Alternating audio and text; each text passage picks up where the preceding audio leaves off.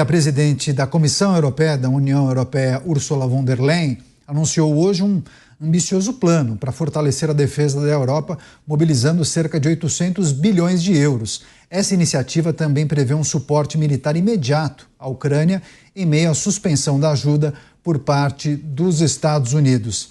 Você, Rodolfo Maris, a Europa, por meio da União Europeia, de olho também nessa movimentação dos Estados Unidos. Muitos entendem que a Europa fica pressionada, né, caso essa suspensão norte-americana continue, perdure, né?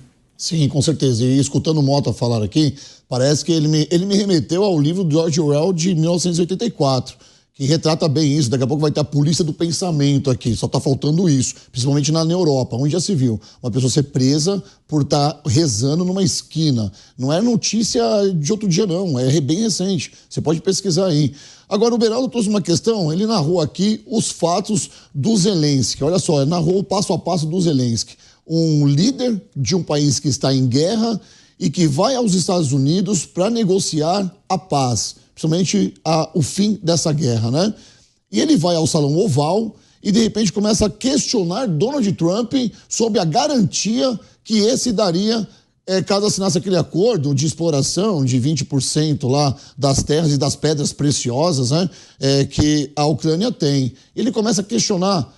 A pergunta que eu quero fazer é, será que ele tinha essa capacidade para estar comparando, por exemplo, Obama, como ele comparou com o Donald Trump, comparou o Biden também com Donald Trump? O Donald Trump foi bem contundente, falou, cara, não me compare com outras pessoas. E, de fato, a minha narrativa aqui em cima desses fatos, se tratando de Ucrânia e Estados Unidos, não tinha a necessidade disso, porque agora estremece todo o leste europeu.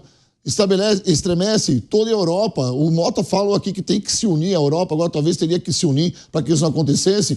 Com qual força a Europa? Me fala, a Europa está praticamente destruída. Quem seria ali um aliado da Ucrânia, por exemplo? A França jamais faria isso. O que nós estamos vendo aqui agora é uma nova página de um pós-guerra. Eu já estou mergulhando aqui, olha só vocês, tá? Num pós-guerra, tá? Porque esse acordo for firmado mesmo, nós sabemos que a guerra vai ser cessada entre Ucrânia e Rússia. E o que vai ser depois? Será que outros países europeus vão se sobressair ou vão se ajoelhar ou se debruçar para os Estados Unidos? Vão ficar de joelhos ali também para a Rússia? É uma coisa que ninguém pode imaginar e como prever também. Você, Beraldo, qual é o tamanho do desafio para a Ucrânia, para Volodymyr Zelensky seguir nessa guerra sem o apoio norte-americano? Neto, não há possibilidade desse cenário acontecer, né? Então ele vai precisar encontrar um caminho. O presidente americano hoje já mudou a dinâmica que havia no governo de Joe Biden, ou seja, Joe Biden financiava a guerra, mas não atuava, até porque não estava em condição de saúde para fazer isso, né? Não atuava para resolver o problema. Financiava a contenção da Rússia em solo ucraniano. Donald Trump tem uma visão completamente diferente e a forma como ele faz as coisas chama muita atenção, as pessoas estão incomodadas, mas no fundo ele está provocando discussões extremamente necessárias e que não estavam sendo travadas. A situação da Europa é uma discussão necessária. A Europa não pode ficar prostrada vendo centenas de milhares de imigrantes vindo de todo quanto é lugar do mundo e ela ali com um peso social enorme porque tem uma mentalidade de assumir a responsabilidade sobre a vida dos europeus a partir da sua aposentadoria. Então, o mundo não é assim. Você não pode mais administrar um país, sobretudo um bloco econômico como é a União Europeia, com uma ótica completamente ultrapassada que não retrata o mundo que vivemos hoje. Esse mundo onde temos a China investindo imensamente, não apenas nas questões militares, mas investindo muito em tecnologia, preparando os seus jovens, as novas gerações, de uma forma que não está acontecendo em outros lugares do mundo. Os Estados Unidos têm enormes desafios, porque mesmo a tradição militar norte-americana, hoje, ela já depende muito menos daquela legião de jovens do interior norte-americano que cresceram com arma na mão, caçando e que formavam uma mentalidade militar que os levava muitas vezes para o fronte de batalha. Hoje você está travando guerras com drones. Então, tudo mudou no mundo e a Europa resiste a aceitar isso. Esse anúncio de 800 bilhões de dólares de investimentos para se rearmar, isso é o primeiro passo de um longo processo que vai demorar muito tempo.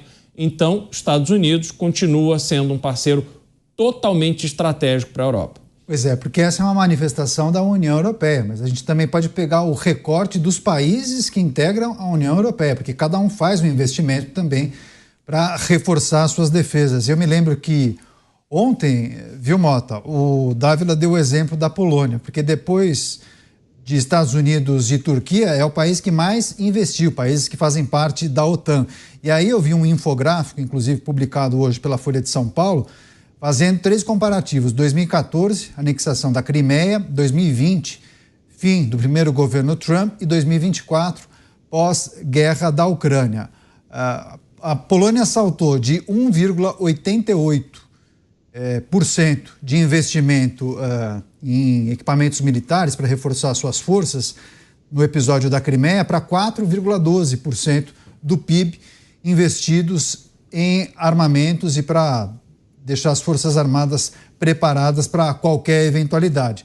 Me parece que é uma tendência quando a gente olha a lista de países e, naturalmente, a depender da condição do país, mas a gente vê um aumento substancial de investimento militar dos países que integram a União Europeia, ou então pegando o recorte da OTAN. É uma realidade que não vai ser alterada agora, né, Mota? Ao contrário, me parece que é um cenário que, inclusive, estimula os países a investirem no reforço de suas tropas, né?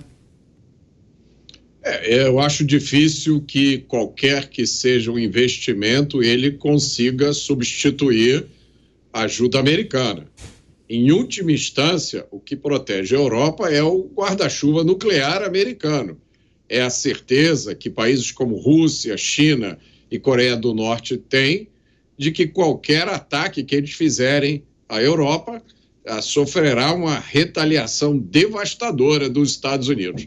Quanto a essa proposta, esse discurso da presidente da Comissão Europeia sobre rearmamento, eu chamaria essa proposta de projeto Me Engana Que Eu Gosto, porque, pelo que eu entendi, segundo a proposta dela, seriam suspensos os limites orçamentários para que os países da Europa possam gastar com defesa e esses gastos não serem contabilizados nas despesas. Ou seja, o país gasta, mas aquilo ali não conta. A gente tem um nome para isso, é pedalada. E o que acontece quando um país gasta o dinheiro que ele não tem?